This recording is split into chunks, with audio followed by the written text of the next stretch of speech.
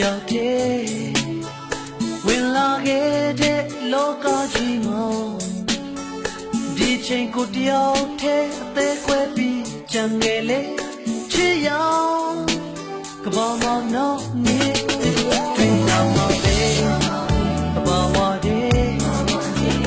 လူဆန်ဝင်မရှိတဲ့နှုတ်ဆက်ရခြင်းတို့တင်မမြင်နိုင်တဲ့ပြောင်းလဲများကြုံတော့လေ